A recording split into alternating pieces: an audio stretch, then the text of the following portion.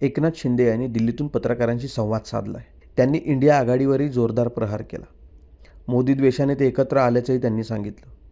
India आघाडीच्या बैठकीला Thackeray online उपस्थित राहिले होते.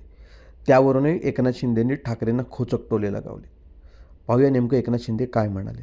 पण पाहिलं की आम आदमी पार्टी नव्हती, DMK नव्हती, त्याचबरोबर TVK नव्हती आणि काही लोक तर ह्या लोकांनी बहिष्कार घातला होता आणि काही लोक तर फेसबुकवर आले, फेसबुक लाईव्ह केला आणि स्वतःचं बोलले आणि दुसऱ्यांचा फेस न बघता निघून गेले. हे उद्धव ठाकरेबद्दल बोलताय सर तुम्ही? नाही, मला माहीत नाही. सर एकीकडे फेसबुक लाईव्हवर आणि ऑनलाईनवर ठाकरे अर्धवट सोडून गेले बैठक. या बैठकीमध्ये महत्त्वाचा निर्णय घेतलेला आहे. या बैठकीमध्ये मी सांगतो, या लोकांचा सगळा मॉरल तुटलेला आहे, डिमॉरलाइज झालेले आहेत आणि त्यामुळे हे गलित गात्र झालेलं इंडिया अलायन्स आहे. फक्त मोदी द्वेषाने हे एकत्र आलेले आहेत, मोदी द्वेषाने पछाडलेले आहेत आणि म्हणून जेव्हा तेव्हा उठता बसता त्यांना एकच प्रधानमंत्री मोदीजी दिसतात आणि त्यांच्यावर आरोप करत ते सुटतात. इथून पुढे एक महत्त्वाचा त्यांनी निर्णय घेतलेला आहे की दर 3 महिने त्यांना या देशाची प्रगती आवडत नाही. देशाची जी झालेली उन्नती आहे, देश पुढे चालला आहे, हे त्यांच्या पचनी पडत नाही. राहुल गांधी यांच्या नेतृत्वामध्ये देशभर आता बैठका घेतल्या जाणार. अशा इंडियाच्या पुढची बैठक हैदराबादमध्ये केली जाणार. राहुल गांधीचं नेतृत्व जे ते कितपत आणि अजून एक राहुल गांधींनी असं पण म्हटलंय की पुढच्या वर्षभरामध्ये नरेंद्र मोदी पंतप्रधान पदावर नसतील. माझं त्यांना एवढंच सांगणं आहे, विचारणं आहे की नरेंद्र मोदी साहेब तर 140 कोटी जनतेच्या भरोश्यावर, आशीर्वादावर 1 वर्ष नाही, पुढचे कितीतरी वर्ष राहतील. परंतु राहुल गांधी जे बोलत आहेत की नरेंद्र मोदीजी 1 वर्षाने प्रधानमंत्री नसतील, त्या राहुल गांधींना मी सांगू इच्छितो, विचारू इच्छितो, तुम्ही 1 वर्ष तरी कन्सिस्टंटली सातत्याने देशात तरी राहून दाखवा, सातत्याने काम करून तर दाखवा. मला वाटतं पवार साहेब पण त्यांच्याबद्दल बोललेले आहेत की त्यांच्या कामामध्ये सातत्य नाही. ममता दिदी पण बोललेले आहे त्यांच्या कामामध्ये सातत्य नाही.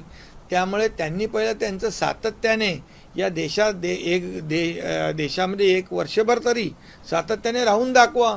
ते नेहमी उठतात, मध्ये देशामध्ये प्रधानमंत्र्यांची बदनामी करतात, देशाच्या बाहेर गेल्यावर देखील प्रधानमंत्र्यांची बदनामी करतात.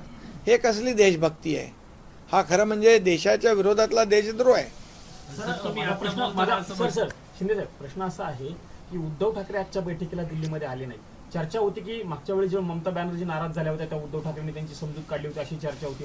जे उद्धव ठाकरे समजूत काढतात, पुढाकार घेतात, मग ते उद्धव ठाकरे आजच्या बैठकीला न आल्यामुळे वेगळी चर्चा सुरू झालेली आहे. उद्धव ठाकरे हे दूर जायच्या विचारात आहेत का, अशाही चर्चा मधल्या काळात देवेंद्र फडणवीस यांची रात्री भेट घेतली, रात्री SMS केले मिलिंद नार्वेकरांनी देवेंद्र फडणवीसांना.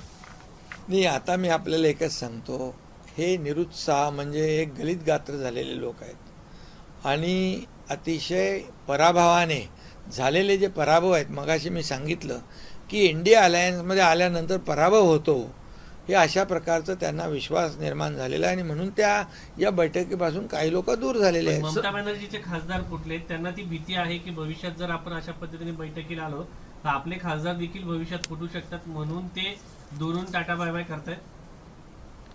काय म्हणतो आपण ते दुसऱ्याला काय सांगणे,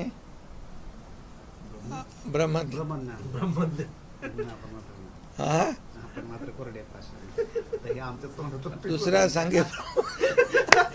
दुसऱ्या सांगे ब्रह्मज्ञान, आपण कोरडे पाषाण. अशा प्रकारचं दुसऱ्याला शिकवण्यापेक्षा स्वतः आत्मपरीक्षण केलं पाहिजे, आत्मचिंतन केलं पाहिजे. संपवतोय तुम्ही असं म्हटले की काँग्रेस हे छोट्या पक्षांना संपवतोय. तुमच्या नेतृत्वामध्ये महाराष्ट्रात निवडणुका झाल्या, तुमचे आत्ताच विधान परिषदेला तुम्ही 5 जागांची मागणी केली, संभाजीनगरची जागा तुमची होती. अशी तुमच्या पक्षामध्ये इंडिया आघाडीमध्ये जशा पद्धतीने म्हटलं जाते तसं ते NDA मध्ये पण म्हटलं जाते की भाजप छोट्या प्रादेशिक पक्षांना संपवतोय. बघा, आमची जी युती आहे, महायुती आहे, आमचं गठबंधन विचारधारेवर झालेलं आहे. बाळासाहेबांचे विचार घेऊन आम्ही पुढे चाललो आहे. भारतीय जनता पक्ष आणि शिवसेना एक वैचारिक भूमिका घेऊन आम्ही पुढे चाललो आहे. त्यामुळे बाकी इंडिया अलायन्समध्ये जे स्वार्थासाठी एकत्र आलेले आहेत तसे आम्ही स्वार्थासाठी एकत्र आलेलो नाही. तुम्हाला सातत्याने मला काय दाखवलं मिळालं, त्याला काय मिळालं, हे पाहण्याचं काम इंडिया अलायन्स करतात आणि म्हणूनच आता एक एक पक्ष त्यांच्यातला बाहेर पडत चाललेला